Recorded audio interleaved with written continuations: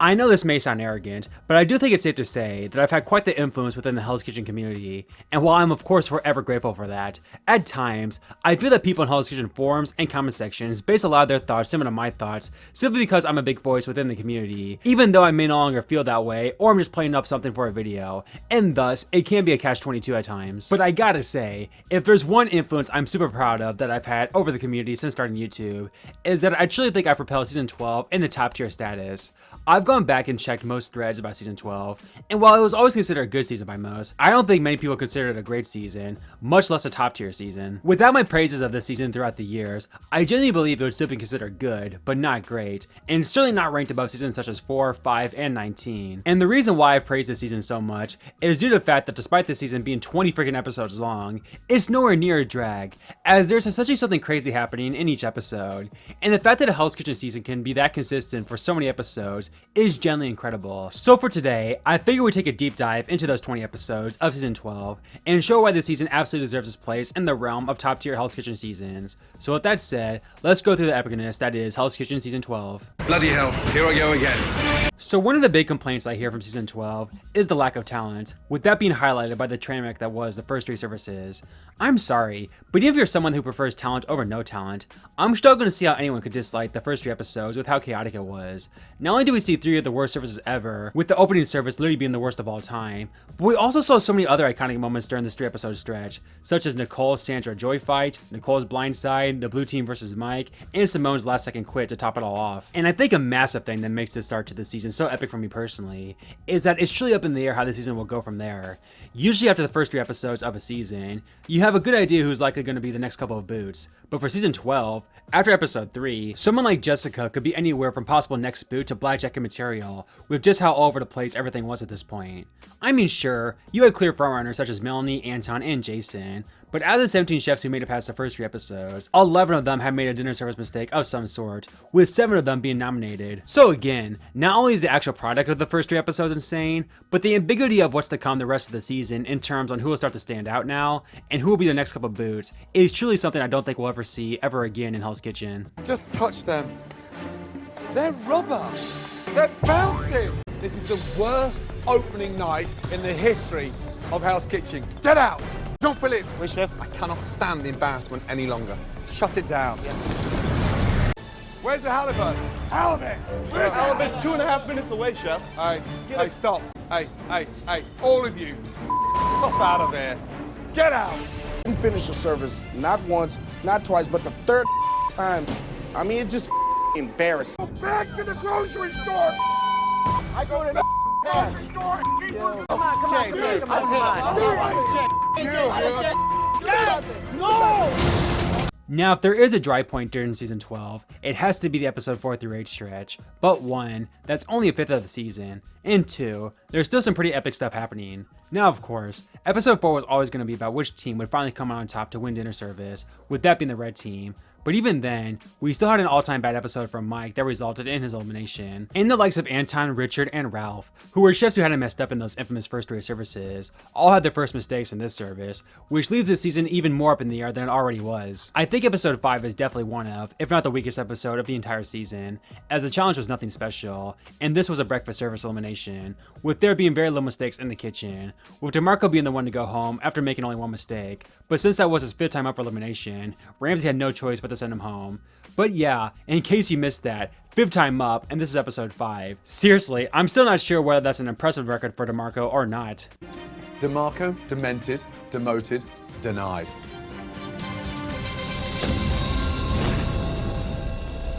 Episode 6 was an interesting episode, as due to the service taking place the same day after the breakfast service, there was no challenge, and thus the dinner service was stretched out, which I think really hurt the episode, as it wasn't that bad of a service all things considered, and so we got a lot of fluff during service, and we got an extremely predictable Beth boot. But still, this episode was highlighted by the 2 frontrunners of the season on each team, Melanie and Anton, taking over as leaders for their respective team during service.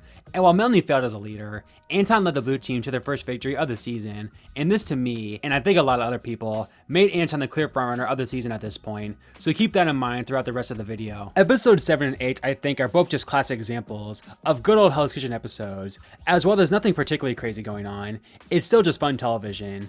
You could even argue that episode 7 was a pretty iconic episode, mostly due to these chefs being completely inept at making pizzas, with the reward challenge being an all-time bad one, as only one of the 6 dishes were deemed good to Ramsay and the legendary Wolfgang Puck, and during service, Chris and Scott would fail to make pizzas so many times that they would literally run out of pizza dough during service. That's it. We're out of dough. Say that again. We're out of pizza dough, chef. Scott, Chris, come here. We're out of dough.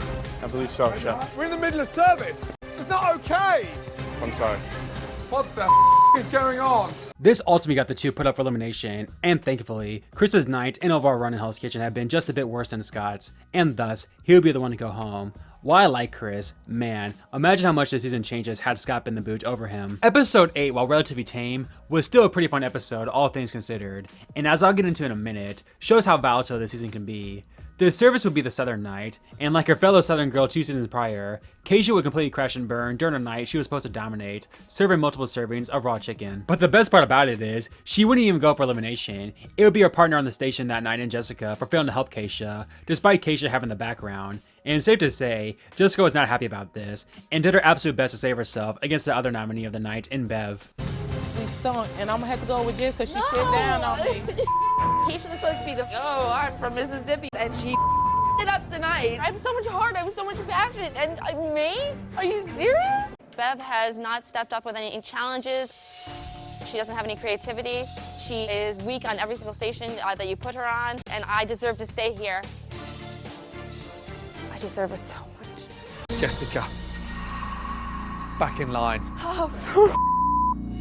So again, even in this somewhat slow stretch of episodes featuring the most forgettable boots of the season, I still think all things considered, it's a pretty fun stretch, as you got a lot of good storylines such as the rise of Anton, and the Kashia versus Melanie rivalry, Jessica's iconic plea, Pizzagate, and again, just generally good episodes of TV, which is all you can ask for at the end of the day. However, I remember when I was first watching this season, my biggest fear was in what in my opinion plagued seasons 10 and 11, and that we would have a bunch of pointless 2-part episodes, and we had yet to get that thus far this season. However, in episode 9, we would finally get that non-elimination episode. But man, did Hell's Kitchen do this episode in the absolute best of way possible. The episode was of course the first ever installment of the Cook for Your Life challenge, and in my opinion, this is far and away the best version of it, as Ramsay would call each chef to his office and ask who they thought the weakest chef from the team was, and the person with the highest amount of votes from each team would face off against each other in a do or die challenge. What's so cool about this to me is that unlike in modern seasons where half the chefs compete and it's usually pretty clear that one of the weaklings will go home, with this, we can get a totally unexpected result, as Jessica would be picked from the red team and Richard from the blue. While Jessica was somewhat expected, again, had her bad night and somewhat pathetic plea not been in the minds of everyone, she likely wouldn't have been their choice, while Richard was a choice for the blue team simply because he was old. Seriously, who would have thought 2 episodes ago that these two would all of a sudden be cooking for their lives in Hell's Kitchen? And had things just been a bit different, we could have very well seen a Kashia versus Scott battle, for instance. Again, so much can happen with this format. But not only was this twist super new and different for its time and nerve-wracking, but it would of course end with one of the most infamous sad moments in Hell's Kitchen history, as Jessica would ultimately lose to Richard, leaving her literally pleading for her life in front of Ramsay. Please. You did exceptionally well. No, please. I need to go back in line. The lobster was way undercooked. Please. Okay. Let me go back in And line. I'm sorry. You should be very proud of the work you've done. Please no. Please no. You're just not ready to be a head chef. Okay? Please give me your jacket. But that's not all for episode 10, as the service would be a pretty fun one too, as for the first time since episode 3, a team would get kicked out, with that being the blue team, with ironically Richard being one of the only chefs in the kitchen who didn't screw up that night. This would lead to quite the interesting debate and elimination ceremony, as despite the blue team agreeing to Scott and Gabriel, the latter had other ideas. Second nominee, and why? Chef Ralph. I've been pretty vocal in the past how I truly think this saved Scott from going home, and while I know a lot of people disagree with that since Ralph indeed had the worst night, it was still relatively early on where Ramsay plays it by the numbers, and only eliminates someone without nomination if they really deserve it, and I'm not sure if you can classify Ralph as truly that bad compared to Scott and Gabriel to be eliminated without nomination. And even though Gabriel had been weaker than Scott, there's no way Ramsay could eliminate him after what he pulled on his teammates, and thus, I think Scott truly could have been a forgotten 11th placer had Gabriel not gone away from the original nominations. But regardless, that's neither here or there, as this would be a top tier episode of Hell's Kitchen with Jessica's elimination, season, the blue team's awful service, and Gabriel screwing over Ralph. Episode 11 now, and we are now halfway through the competition, and this episode will be defined by one thing, and that will be the official start of Anton's downfall, as the clear frontrunner of the season would have a nightmare service, and his attitude, which to be fair had showed signs of costing him in the past, would be on full display in the worst of ways this episode. I need 2 scallops down. Yeah, he got it. Dude, yeah. Guy comes over, and he likes to sit there and say, oh, I got this. No, Scott, you're gonna throw things off. Just let me do my thing. Scallops. 2 scallops. Anton, I've got 9 scallops for 2 portions. I want more scallops. 9 scallops for 2 portions. Yeah, halibut's ready. There you go, chef. Let's have a coat. I just want you at your best. Honestly, chef, Thank this you. guy is causing a lot of confusion in the corner for me. Can't just boys blaming on us, man. Scott got you all up? How'd Scott get you all? Salmon. Walking. Right here, chef. Let's have a coat. All of you, come here. What was the one thing I asked, Anton? Don't let it overcook, chef. So, well, look at that. Touch it. Got to stay on your pitch. Tonight's service was a nightmare for me. Oh. Scott, dropping oil. Of course it was my fault. I've seen it all now in Hell's Kitchen. I think I might have seen it all. Due to Anton being the clear worst chef that night, Ramsay wanted to give him one more chance, and so with both teams losing, he decided this would be a perfect time to switch things up, and for the first time ever, we would see 2 chefs from each team switch instead of just one, as Sandra and Rochelle would join the blue team, with Anton and Scott joining the red team. And speaking of, let's talk about this first episode post-swap, and boy, it would start in the best of ways, as Rochelle, who had literally been nominated by the red team because she wanted to start a family, would single-handedly win the blue team the challenge in her first outing on her new team. The service that night will be the second ever installment of the now annual charity night dinner service, and again, this is a perfect night to see who really stands out in this final 10 for good and bad reasons in terms of leadership. The likes of Jason, Joy, Anton, and especially Scott would show great skills, while others such as Gabriel, Sandra, and Kashia completely tanked on their courses, with those 3 and Scott for some reason being the noms for the night, with Sandra, a somewhat forgotten face-turned chef this season, being the one to ultimately go home. So as usual, the charity night service gave us some good insight on who could potentially lead and who couldn't, as someone like Scott now will likely be viewed higher in the eyes of Ramsay going forward in this endgame compared to chefs like Gabriel and Kashia who tanked as leaders. And speaking of Kashia, this would also be the height of her rivalry with Melanie getting the karma she honestly deserved after agreeing to the previous episode's plan of nominating Rochelle for no reason in order to spare Kashia. Underneath? When I move, you can put it underneath, or you can sit it there and I'll put it under there. Why do you have to be mean to me? I don't get it. You'll get it when we get out of here, trust me. Melody, you let my dish sink because you didn't want to get blamed for it. It was your time to leave. That's what the point is. Would have never left I you. didn't leave you. Yes, the you did. Yes, the you did. No, I did not. Yes, you did. That's all you did was stand there. You didn't want to do it because you didn't want to get from Chef Rams. Can I have a second, please? I don't give a if you talk again or not. Okay, then I don't have an excuse then. Okay, then. You don't. Sorry. Okay, we're in a discussion then. It's the final 9 episode now, a pretty tame episode all things considered for this season, as this would be the last ever installment of the team menu service, and there would be a reason for that, as after 12 seasons, this season's red team would for some reason be the first team to realize that it would be smart to simply make dishes that earned them praise in the past, instead of trying to do too much or be too fancy. This would give them a dominating victory over the blue team, with Richard and Gabriel being the main problems in the kitchen and the subsequent nominees, with the episode ending on a somewhat sour note as Richard would be the boot despite being better than Gabriel throughout the season. But again, with this now being the home stretch of the season, Ramsay doesn't play it by the numbers at this point, and would eliminate Richard over Gabriel simply due to the fact that Gabriel is half of Richard's age. But while this was kind of a meh episode, it would lead us to honestly a somewhat forgotten all-time great episode to follow, with a large part of that due to the lucky Gabriel, as he himself knew he was lucky as hell to still be there.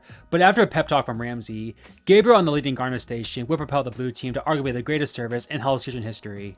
Give me what's up right now. 2 Wellington, 1 chicken, 2 salmon. Yes, yes. Garnish. Garnish coming in 10 seconds, chef. Let's go then. Hurry up. Speed up. Walking with garnish. Nicely cooked, Gabriel. Yes, chef. Yes, chef. It's 2 halibut, followed by 2 salmon, 2 Wellington. Walking with Wellington garnish in 20 seconds. And teamwork are at an all-time high. Blue team. Yes, chef. All of you, come here. Hey, you guys, come up here. Seriously, I've had some good services in my time in Hell's Kitchen, but nothing quite as good as tonight. Great job. Well done. Seriously, who would have ever thought that the same season that produced objectively the worst service of all time would also serve arguably its best? On the red side, however, it wouldn't be so hot, with this episode infamously being the ending of Anton's insane downfall, as he would have yet another bad night, and this time, instead of putting the blame on others, he had the audacity to put the blame on the red team's oven. Safe to say, the red team's sous chef Andy was having none of this. What is your process? Normally for next door, it's 18 minutes, you have 5 minutes on the side. I let it rest for another Stop 5 yelling minutes. at me. It's 14 minutes. This oven you said is 14 minutes on the Wellington? 400. Done. Anton, pull it together. I have it together, chef. Don't you talk back to me. Don't you ever I'm not talk back to talking me. back to you. Yes, you are. Pull it together. Shut up and say yes, chef. Yes, chef. As expected, Anton would be the one to go home, ending a 4-episode stretch to where prior, he was one of, if not the little favorite to win the competition, to not even making it to the Black Jackets. Between that insane storyline, the blind taste test happening, the blue team's iconic incredible service, and Andy versus Anton, this episode was insanely action-packed, and a genuine all-time great episode. That brings us to episode 15, aka the episode where Joy went from a likely winner to an essential lock, as at the reward challenge, after initially panicking, she would earn praise from the judges who agreed they would spend almost $25 for a dish, which led the red team to victory. And then that would lead us to the second challenge of the episode, as the chefs would all be cooking for a black jacket, but nobody would be going home. Now I'm 50-50 on this. As well, yes, I'm old school in the fact that I believe a Hell's Kitchen chef shouldn't be eliminated due to random dishes, and they should be spared or sent home based on dinner service performance. But I will admit having no eliminations here does make it seem kind of pointless, as more than likely, a chef who was never going home in the first place will earn the black jacket. But even despite everything going against this episode, this season still found a way to make this episode super fun, as 3 past contestants in Rock, Paul, and Dana would be brought back to judge these dishes, and safe to say, 6 of the final 7 here did not exactly cook a black jacket worthy dish. Here we have stuffed halibut with goat cheese, crab, and shrimp. I don't really get the capellini, to be honest with you. I think it just looks like you threw something on the plate just to add a starch. It's just very plain and boring. The lamb for me looks a little bit undercooked. It is, you're absolutely right. You're just missing something. It needs one more item on there just to bring it together. The flavors were there, but the plating is a little bit sloppy. You haven't rendered the fat down properly, so you've got that raw fat, which is unappetizing. I don't want to see raw fat in a photograph. I'm actually gonna go with a 2. The pickled carrots, there's no pickle, they just taste like carrots. Lacking seasoning, which I didn't expect. For me, it's a 3. Thank you. Thank you, chefs. Thank you. It's a basil infused mash. It's very, very gluey. It's almost like raw shoe pastry. I put a little bit of flour to hold it because it was like soup. What? Why would you put flour in mashed potatoes? Damn. The lamb's actually overcooked. Yeah, the lamb definitely does look like it's overcooked. But unfortunately, I'm struggling to give you a 1. Yes, chef. Thank you. Back in line. Yes, chef.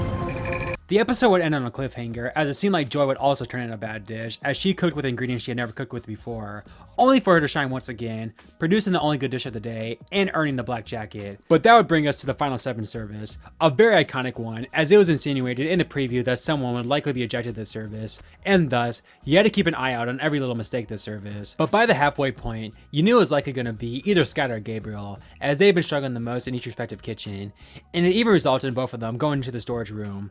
But while Scott somewhat rebounded, Gabriel simply never could, and after somehow someway almost pulling off a miracle of the seemingly for sure early boot earning a black jacket, Gabriel would instead join an unfortunate list of chefs to be kicked out in the middle of service. The salmon is raw. Stop! You are done. The competition for you is over. Get out. Front door. Get out. Crap, that's a bad way to leave. Sorry, team. Get out. You can just be thrown out of that kitchen. It's that late in the game, and it's that serious. Again, while I know a lot of people don't like Gabriel, he truly is the epitome of what makes the season so great in my opinion, and why I much prefer a less talented cast compared to great ones, as he's 100% an early boot in a talented season, but in this season, he was able to scratch and claw, and granted get pretty fortunate at times, to ultimately make it all the way to the final 7. Seriously, who would have ever in a million years thought after those first couple of trainwreck services that Gabriel would finish higher than Anton? Absolutely insane, and I do think Gabriel is one of the best characters of this iconic season. But of course, with Gabriel's automatic elimination, this gave Ramsay the perfect opportunity to mess with the chefs that night, as he made it seem like another chef would be going home, only to surprise the 6 with their black jackets. So yeah, we have Jason, who I've barely talked about given how consistent he's been. Oh, and by the way, how cool is it that he got a second chance this season in the first place? There's Scott, who could have gone home like 3 or 4 times by now, and have been the most inconsistent chef in the 6. Rochelle, Melanie, and Kashia had all shown great skills, but not much as a leader, and Joy is the clear frontrunner. Let's see if the Black Jacket episodes can keep up the pace. In all honesty, the first Black Jacket episode wasn't super strong, although it did give us their first ever Do Reward winners in Hell's Kitchen history, with the bros of Scott and Jason both winning. But this episode was mostly centered around the downfall of Kashia, without question the most polarizing character of the season, as you have to respect her love for food, but as we saw many times this season, her emotions can get the better of her, and that reared its ugly head this episode. Melanie's standing next to you. I asked if she bagged out. I just tried to take your lobster tails and you took them away from me. Oh my God, hey. I'm here to help you. Come here, you both, come here. You bagged off and left. That's what you did. I told you I want to help you. Two lobster tails to the pass here. I got a pull. Just watch back. Just watch back.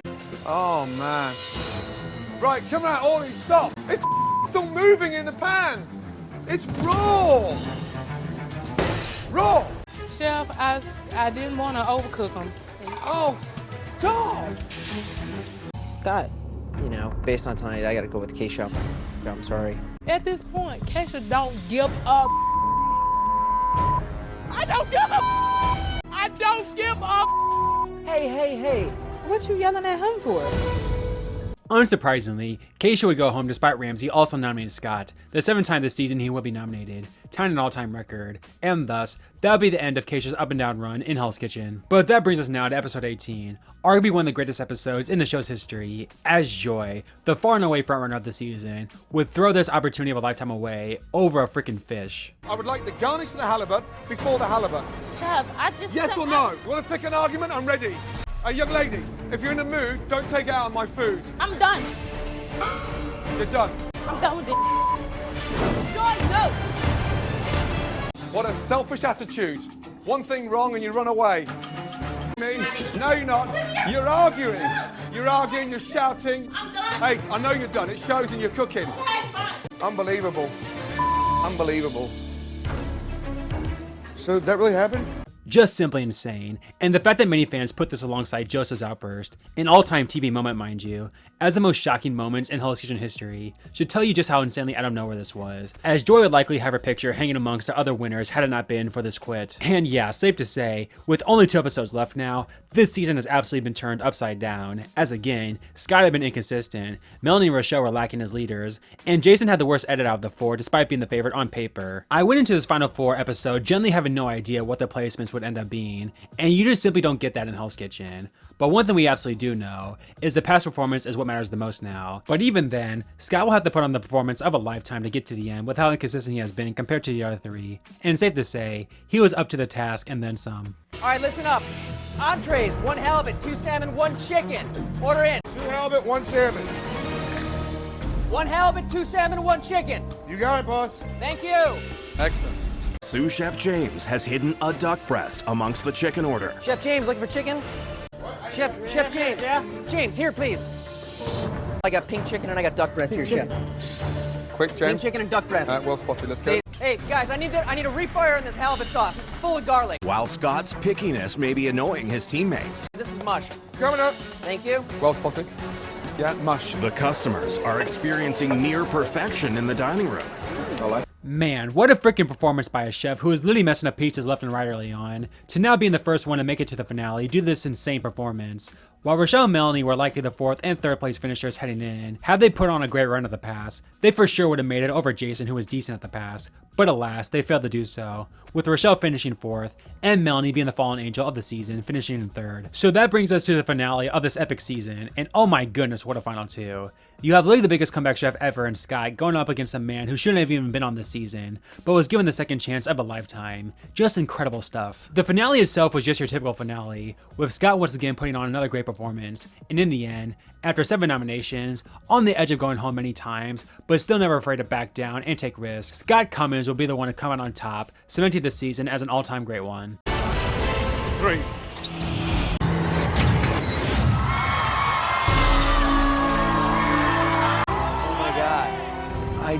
I just won. I can't believe it. I'm still in shock. I pushed really hard. I gave everything I've ever had. It's been a tough road, and it hasn't been without some blood and tears. Ladies and gentlemen, Hell's Kitchen winner, Scott! So as you can see, not only does the season have some all-time great moments, but even in the more forgettable episodes, there's still some fun things happening. But I mean, there are truly some all-time great moments, episodes, and storylines throughout the season, as you have the first three services and everything that came with that, Jessica's elimination, Gabriel screwing over Ralph, Anton's downfall, Kashia and Melanie's rivalry, Gabriel's ejection, Joy's quit, and of course, Scott defying the odds to win it all in the end. And hey, let's not forget about the characters this season as well, as maybe other than Anton and Mike, I don't think anyone is truly dislikable, and other than Chris and Bev, I think everyone here is pretty memorable, all things considered, which for a cast of 20 is insane. I mean, Gaurav, Nicole, and Mike are some all-time memorable early boosts. Chefs like Sandra and Kashia were very polarizing chefs and big characters. I imagine Melanie proved a ton of people wrong, given a pretty gross stereotype. Rochelle is literally one of the most beloved chefs in Hell's Kitchen history, and the final two is incredible. So between the characters, shocking moments, storylines, and general flow, I generally don't think there's one bad episode this season, which is simply amazing for a season with 20 episodes to fill. And for that reason, I truly think season 12 should, and for that matter, will always be considered a top tier Hell's Kitchen season. So there you have it guys, my review of HK season 12, and exactly what makes this season so incredible. Let me know where season 12 ranks for you in the comments down below, and let me know what other season reviews you'd like to see me do. Be sure to hit that subscribe and like button to support the channel, and with all that said, take care everyone, and I'll see you next time. Get out of there.